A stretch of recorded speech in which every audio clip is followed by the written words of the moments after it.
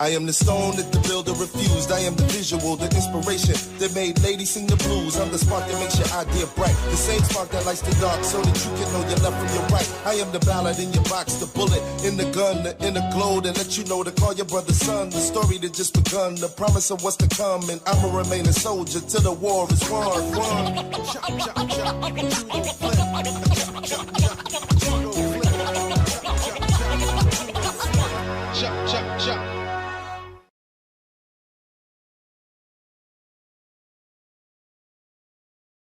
Hello everyone, welcome back to another episode of Retro Wars. My name is just VA, or Biological Fires. I'm the retro leader, and today we're doing more retro reviewing. Sorry it's been a while, but that's what it is.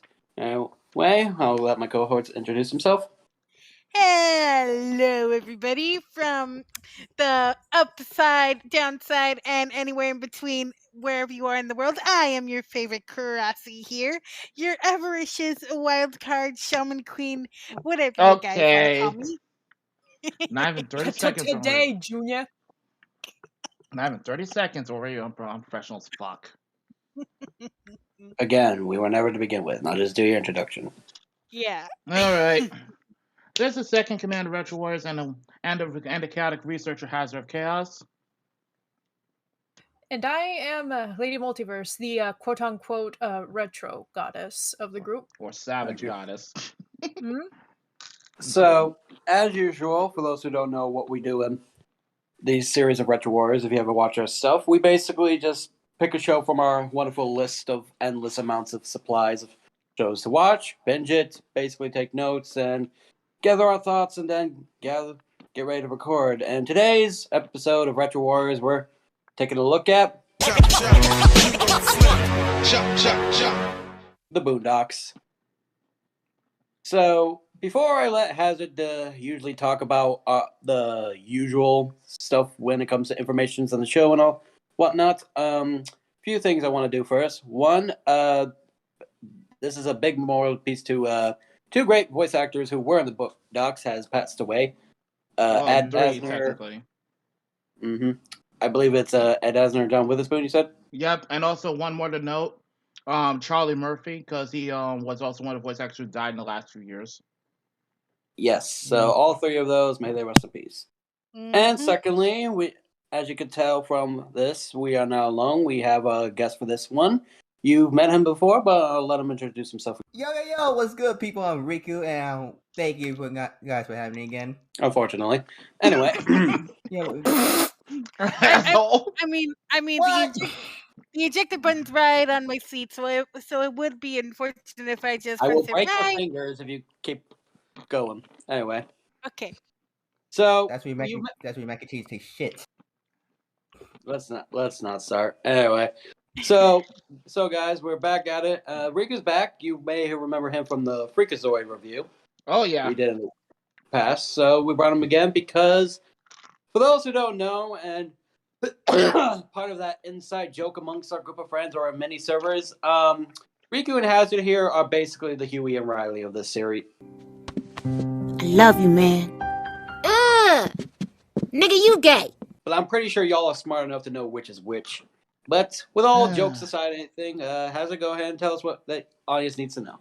But for those who don't know, the Boondocks is basically an animated sitcom that was on Cartoon Network's Adult Swim block. And it started from a comic strip created by one Aaron McGruder, who basically essentially decided, let's bring the comic strip to an animated format. And basically it's all about the Freeman family, Huey, Riley, and Granddad Robert Freeman. All I asked you to do is act like you got some class. Hey, learn some what's manners. class? And this is the It things I means get. don't act like niggas. See, that's what I'm talking about right there. We don't use the N-word in this house. Granddad, you said the word nigga 46 times yesterday.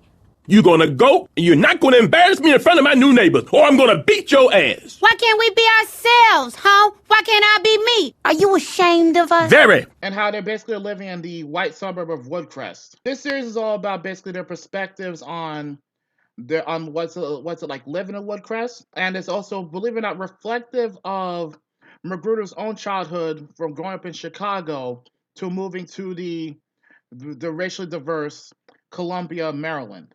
And basically, the same thing's reflected with Huey and Riley also growing up in Chicago, and they had to move because, well, apparently sometimes their parents obviously they're dead, and Granddad decided let's bring these boys.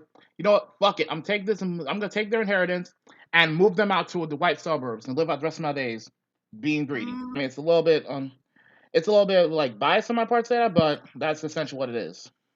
Yep. Yeah. Pretty much what it is.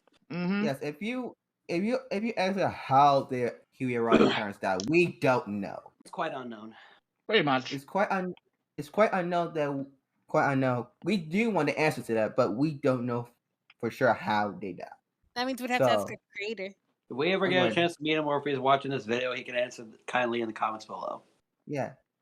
Yes. If you in the comments will be like, you supposed to know this stuff. You have research. Well, sometimes the animator and the creator did not show us what we need to see at this point in time. And no, not everything we were supposed to find research is not going to be everything set in stone. There are some new information there's always some new information that will come to us or appear out that we may have missed. Sometimes we don't even add it because it will take too much time, and it might take up too much time in the video wise or spoiler wise in a way. So we just give out much as we can and let y'all take some notes for yourself. Exactly. We just give you our opinions, how we feel about the show. Since we got the basic gist of the Boondocks, we might as well just get talked about the basic main three protagonists of the series. All right. So basically, we'll start off with Huey, who is essentially the, I guess you want to say, poster child of the Boondocks at this point. He's basically 10 years old at the series start, and as of season 4, he's technically in the range of 11 to 12 years old, because by this time it's been roughly almost 2 years since Huey and Riley moved out to Woodcrest. He's basically the main protagonist alongside Riley up till season 4. We'll explain that later. Huey, what about you? Don't you believe in my right to tell the truth? Just read what's on the damn page. He's basically a self-described revolutionary, but he's also been labeled a domestic terrorist by much of the public due to his negative views on pretty much anything political.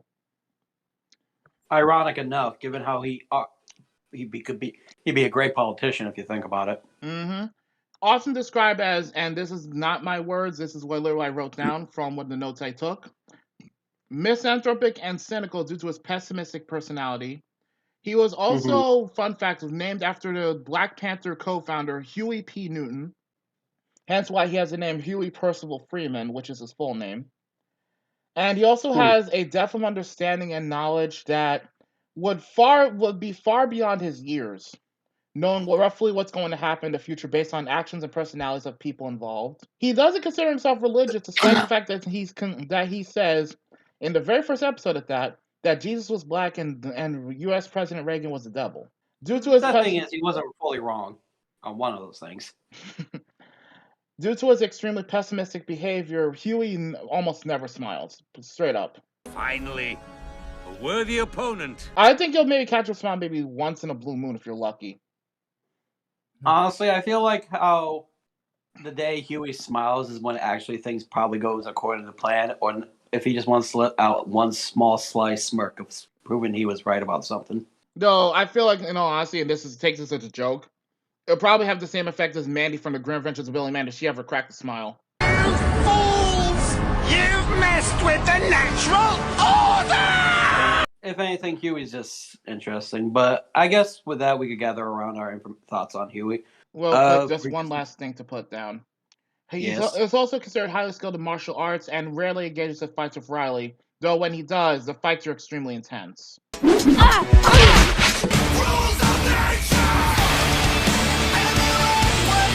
Well, I mean, brothers. You know how brothers are. They always fight, so of course it would be normally intense. Oh, yeah, but with Huey and Riley, they take it to an extreme. But I digress. We'll go around. Sorry. Rico, Well, what I've seen in both, I see Huey, how he acts. I'd say I can't blame him how he acts. Let's be fair about this too. Huey is a very smart child. He's a very talented person. Well, you should definitely see The Passion. It's a very important movie. Couldn't see it. White Jesus. Excuse me? Come on, man. It's supposed to be all historically accurate, and they still have a white man playing Jesus? That's some old bullshit. He speaks the truth. Doesn't matter who feelings he hurts, he speaks the facts. Statistically speaking, it was bound to fail anyway. I guess the most important thing is that we keep quiet about our emergency supplies, and we don't let anyone else in the house, no matter what. Fine, agreed. What about Mommy and Daddy? There's nothing we could do for them. They're goners. He will tell you straight up that you be an idiot for what you did, or that's not a good idea. If you don't listen to that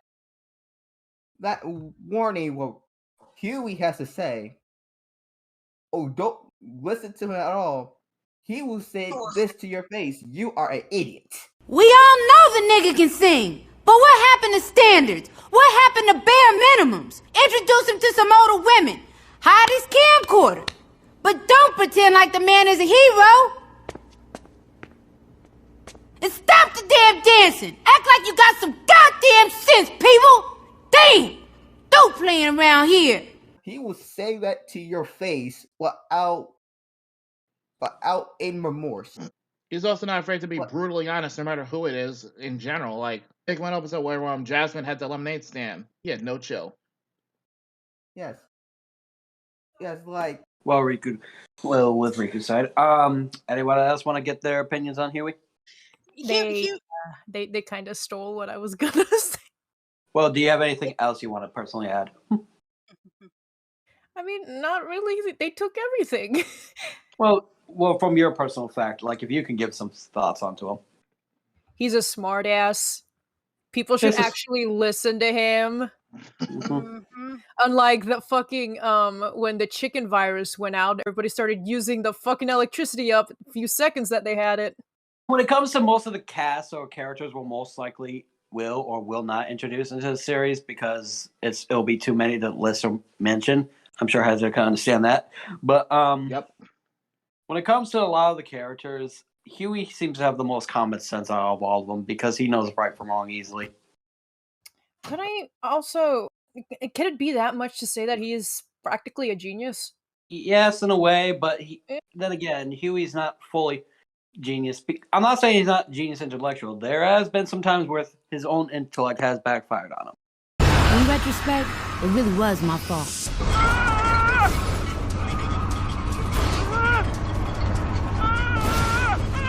This is all your fault, Granddad. You know, like that one episode, he got that one girl in his house when what's face was possessed. When Tom was possessed? Oh god. Yeah. She said to him, "I will be with you if you're honest." Yeah, that was Luna, right? If I remember correctly. Yes, it was Luna. I think her name was Luna. Yeah. She said she will be with you if you're honest, but he lied to her face. And not helping. That's what I'm going. And when I was referring to one of Granddad's exes and how she turned out, because he was being petty about the whole thing with Mo, I'll talk about this ex. Robert? Oh, I can't believe it's you! It's Maybelline! I ain't seen you in 40 years! Oh my goodness! Oh god, don't remind me. He dodged a bullet. I would say this. I'm not gonna be mad. I know if that's what she looks now, I'm not gonna be mad not dating that fucking woman. Look, we're gonna talk about. Let's talk about that one bad date where that woman almost took one of Granddad's kidneys when he was in a bathtub of ice. Oh shit! I forgot about that. Yeah, I remember that shit. That bitch is paid. If I had to choose who's crazy, the crazy cop for Wolffish or the fucking that bitch who tried to take his kidney, I would say the kidney is more crazier. I'd rather take the ass kicking than lose a kidney. To be fair, you choose, Hazard. Eradicate your ass kicked. I'd rather deal with Luna, even at the risk of the whole threat with her apparently butt fucking Granddad with a broomstick. Exactly. Like, And if don't you just get on our good side, you don't have to worry about it. And if you just get away from a friend long enough, I think you can come to good terms. That's all I got to Mhm. say. yeah. It's just a Well, friend. we're It's just a we're good. getting a little off topic at this point. But yeah, but Robert Freeman, aka Granddad, he's got his own stuff. But as he says, you do what you can. Yep.